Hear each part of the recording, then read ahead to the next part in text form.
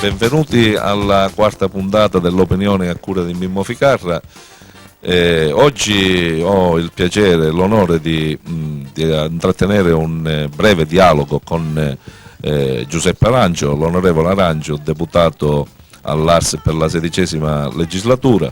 Qui in veste non di onorevole, già abbiamo discusso, e in veste da cittadino. E come tale, da cittadino, con gli occhi dei cittadini, ci notizierà e ci farà vedere come si svolge il suo lavoro parlamentare all'Ars e quali problemi è investita l'Ars di risolvere sempre i problemi alla fine dei cittadini, spiccioli dei cittadini. Parleremo soprattutto di sanità, ma anche di attività produttive. Certo, per parlare di sanità non basta una sola puntata, magari se in seguito i cittadini ci fanno pervenire le loro istanze, magari faremo un approfondimento. Intanto grazie di essere qui. Grazie a voi. Niente, la prima domanda è una domanda che ormai io sento in giro da parecchi cittadini, ma finalmente sta rete ospedaliera si è fatta, si è rimodulata, oppure ancora quanto dobbiamo aspettare? Mimmo nella sua premessa mi coinvolge come cittadino, la cosa mi fa tanto piacere perché io sono uno psicoterapeuta sistemico, quindi mi dice di fare quello che si fa nella ciberneutica di secondo livello, di estrarmi e cercare di osservare il lavoro che faccio io. Bene, questa rete ospedaliera finalmente è stata pubblicata, quindi da qui a poco, subito dopo la finanziaria, perché da lunedì l'altro ieri abbiamo incardinato la finanziaria, quindi si è passato all'articolato, da lunedì entreremo nello specifico, articolo per articolo, quindi dopo la finanziaria incominceranno a partire da parte dell'assessorato, dell'assessore Baldo Gucciardi, tutte le direttive per incominciare la procedura congressuale.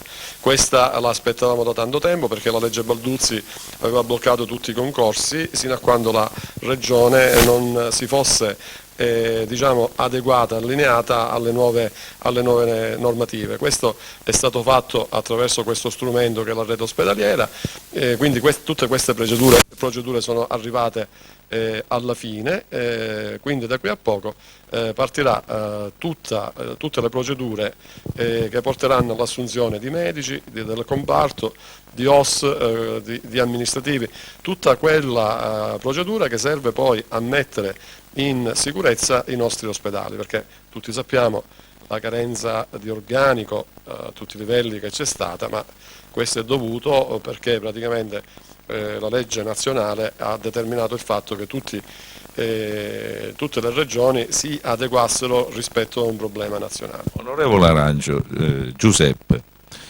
però io ti devo fare subito un piccolo appunto. Tu sei arrivato adesso come legislatura, sei da 3 anni, però sta legge Balduzzi è da molto tempo che esiste la legge Balduzzi, almeno 6 anni che io ricordi.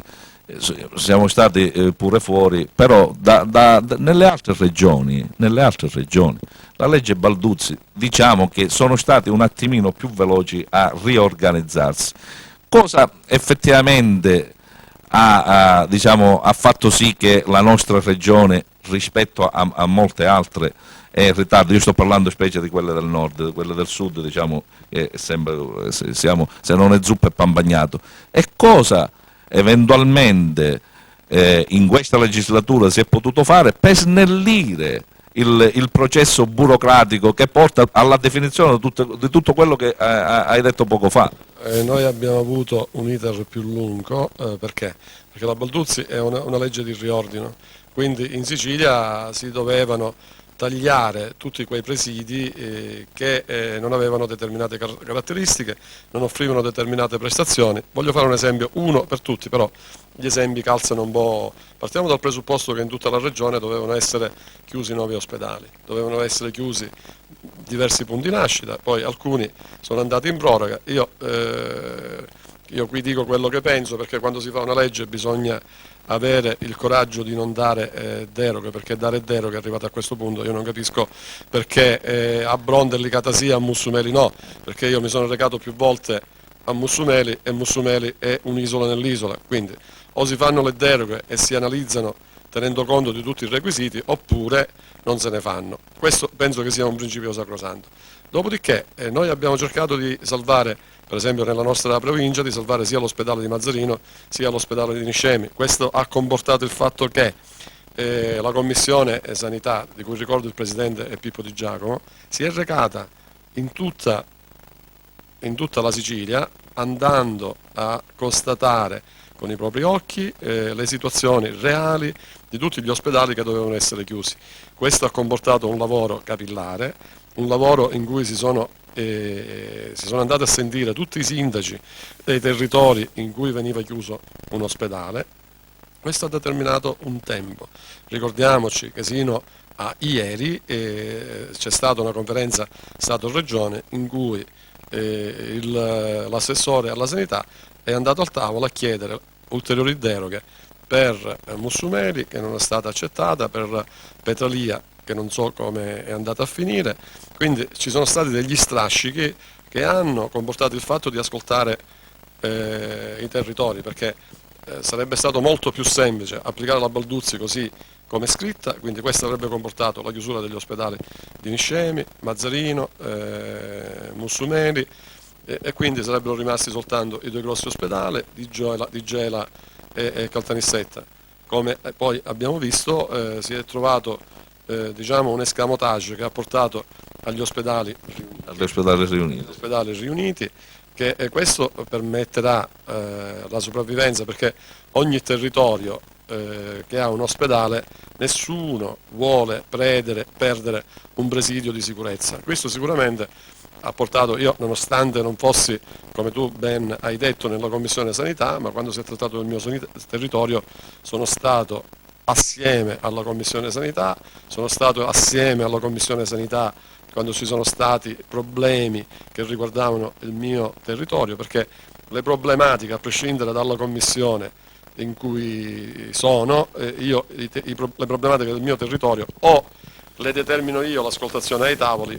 No, ma da questo punto di vista io mi sono fatto una spulciata poco fa, ho visto, perché per valutare poi in effetti un parlamentare, invito tutti i cittadini a valutare i parlamentari, i propri parlamentari soprattutto, perché per la trasparenza l'ARSE ha un sito dove si possono andare a controllare il numero di disegni di legge, i disegni di legge, le mozioni, le interpellanze, le interrogazioni, e vedo che l'onorevole Arangio non posso essere smentito assolutamente, basta controllare il sito, è stato diciamo abbastanza prolifero nei disegni di legge, perché il loro lavoro è fare disegni di legge, interpellanze eccetera. Però per esempio, per inciso, il fatto di Mussumeli che Pippo Di Giacomo, il Presidente della Commissione, questa è una nota positiva, anche se c'è stato questo ritardo, è una nota positiva interpellare i territori, vedere le esigenze, però per esempio perché per Mussumeli diciamo, non è andata a buon fine quando non mancano completamente le infrastrutture di collegamento? Perché questo ragionamento forse al nord l'hanno potuto fare perché hanno le infrastrutture, le comunicazioni sono ottime, ma qua andando a Mussumeli, io per primo ci sono stato, Mussumeli è completamente tagliata fuori dal mondo. Allora, l'ultima parola è del Ministero della Sanità. Noi possiamo fare tutte le relazioni di accompagnamento e questo è stato fatto sia per Mussumeli sia per tutti gli altri presidi in cui i territori hanno chiesto le deroghe. Poi l'ultima parola spetta al Ministero che valuta la richiesta di deroga e poi può o non può concederla.